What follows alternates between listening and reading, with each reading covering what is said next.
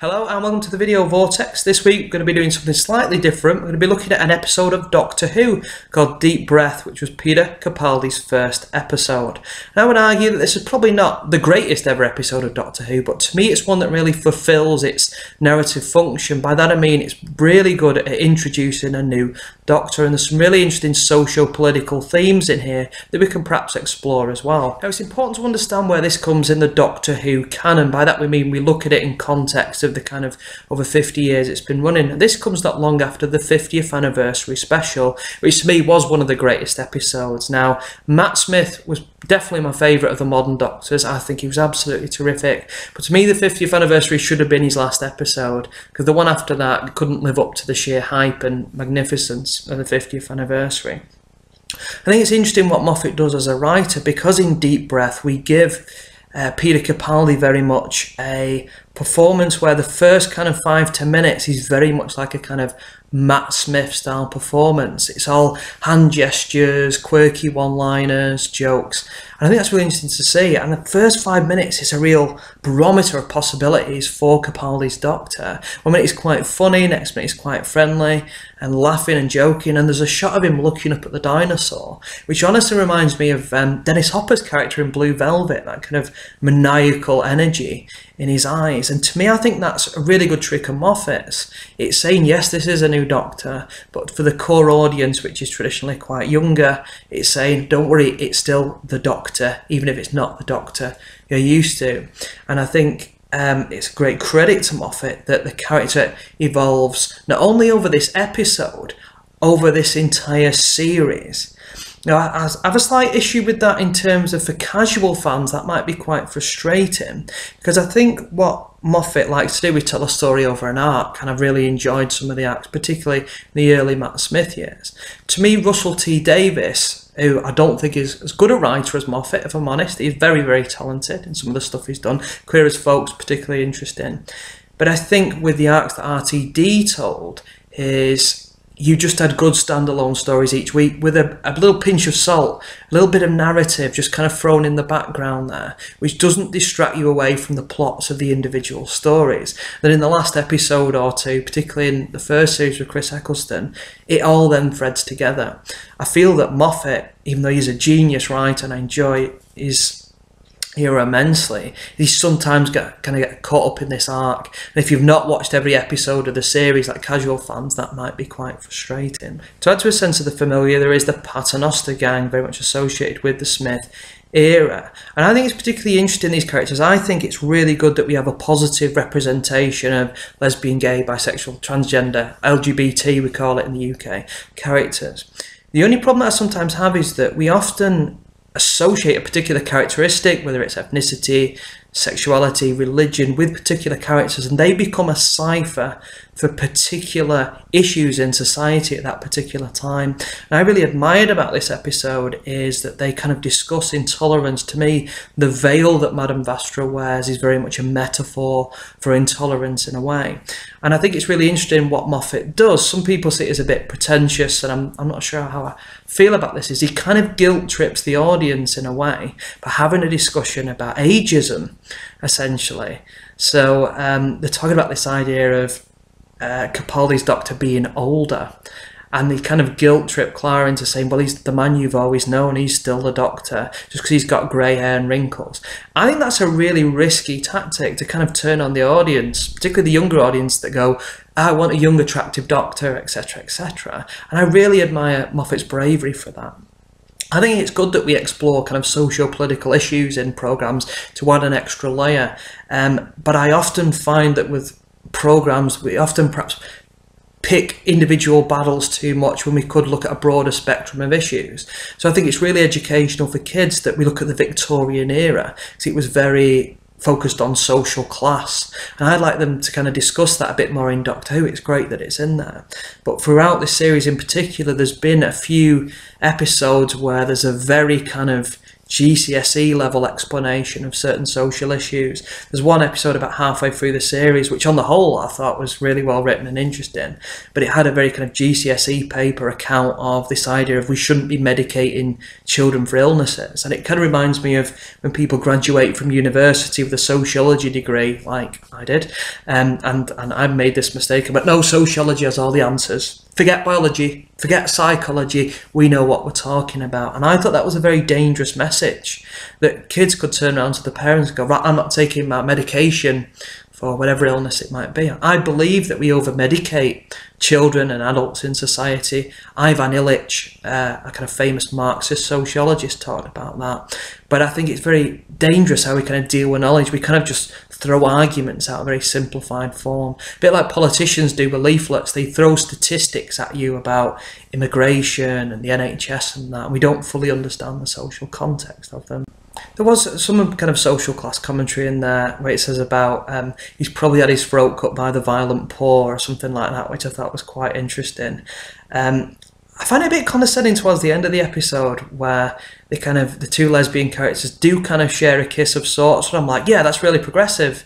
That was my first reaction, but then I went, yeah, but they're just sharing oxygen because they're holding their breath.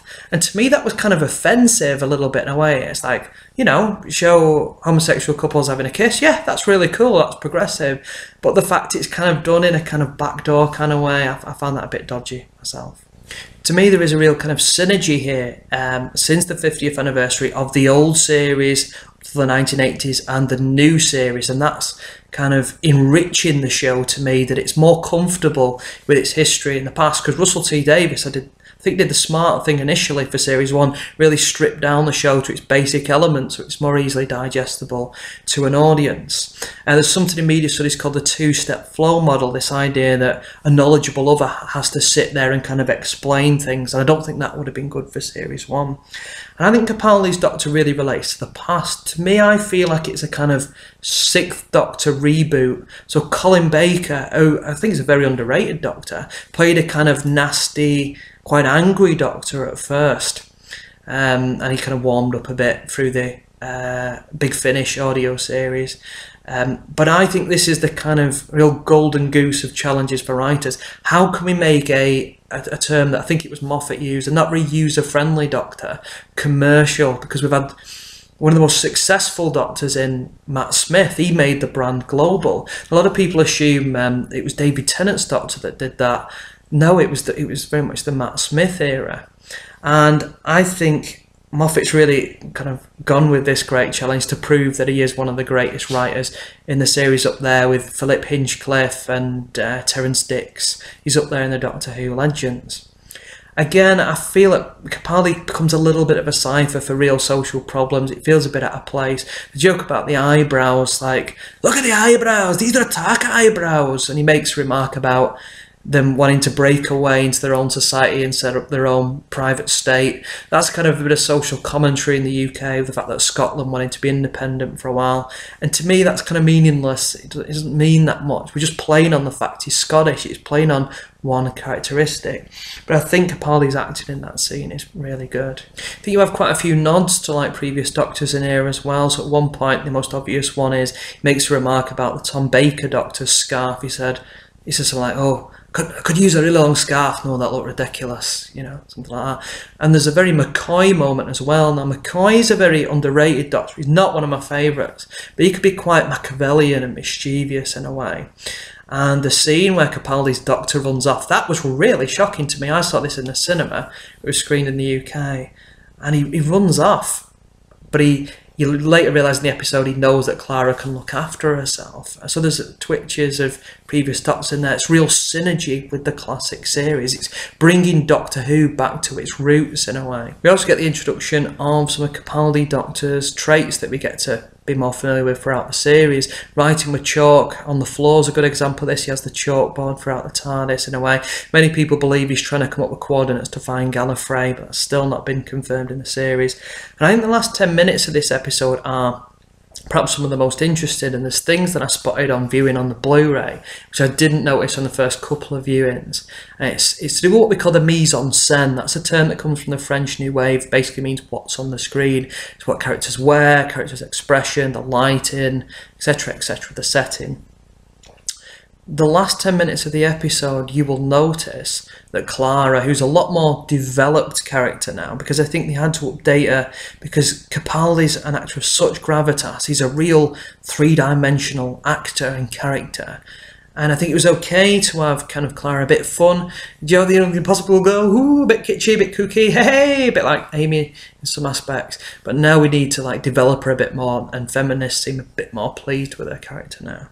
You'll notice in the last 10 minutes, she's wearing a kind of Scottish skirt of Scottish patterns, and to me it said, right, she's kind of half in vogue with the Capaldi Doctor now. But if you look at her top very carefully, it's got patterns on it which look like a bow tie, which calls back to the Matt Smith era, because he was famous for wearing the bow tie.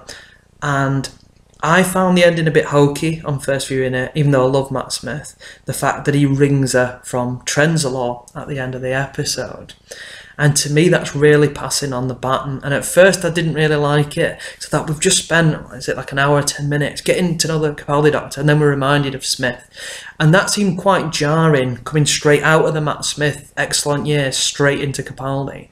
But watching it back, if you take the episode of the series as a standalone series, I think thematically it works quite brilliantly. I got a bit like emo watching it this time. There's some other callbacks to the classic series as well towards the end. Matt Smith describes him as he's a wanna, but that means the regeneration cycle has begun again. So he's very much going to be like a bit like the William Hartnell cranky older Doctor in a way, not very user friendly on reflection. And also there's, I'm sure you've spotted it, the scene where Clara first comes into the newly developed kind of TARDIS, and she said, "You've redecorated, I don't like it," which is a reference to a much older series. It kind of was in the 50th anniversary as well, and it seemed a bit like over-egging the pudding to me, but I thought it was a nice little touch. In terms of the episode, I saw this at the cinema with my girlfriend, and I had to explain the last couple of minutes in the best possible way I could, because you get the first appearance of Missy, who ends up to be basically a female regeneration of the Master, very much kind of modelled on the iconography, as we'd call it, of Mary Poppins. And a lot of people believed it was the Rani, who was a character from the kind of Colin Baker, Sylvester McCoy kind of era of 80s Doctor Who. Please don't bring her back. I didn't think she was that good, although it was a great actress in Kate O'Mara, who'd appeared in some of the Hammer horror films. But I feel that sometimes with Moffat stories, they sometimes just tag on a little bit at the end to link it to other episodes, which I'm not a big fan of. On reflection, Mark Gatius's episode, I can't remember what it's called now, like The Scarlet Death, something that's said in Yorkshire. That's a really excellent episode for 40 minutes, but that last, was it the Crimson Horror? Crimson Horror, that's it. The last kind of 2 minutes of that episode, they just tag something on for the next episode. And I kind of dislike that intensely, because the next episode, I think, was one of the worst episodes I've ever seen, written by Neil Gaiman, I think it was, who's usually an excellent writer. And I think RTD was better at compacting stories, making them a bit more efficient. But I think Moffat brings the fantastical to it. He brings a sense of scope that RTD couldn't bring. And I think it comes down to budget as well. RTD was filming in like the Millennium Stadium and in corridors of the BBC and stuff. Moffat's got like more money for technology and things. And I think this was actually, is it Series 8, the Peter Capaldi one, is one of the best series of Doctor Who on the whole, despite that last episode, which could have been a lot better, if we're honest. Overall, I think this was a strong Series 8 opener, one of the best series of Doctor Who. Particular gold stars to Ben Wheatley, whose direction is excellent as always. He directed the next episode as well. Perhaps most famous for directing the horror film, I would argue a modern classic, in Kill List, which was filmed around the area of Sheffield. Not quite the scariest place in the world. Check out Morecambe if you're interested in scary places. Thank you very much for watching this episode of the Video Vortex, something slightly different. If you're interested in horror, science fiction and cult films, check out some of the other videos. They're quite user-friendly and have some interesting socio-political information in there. Thank you very much.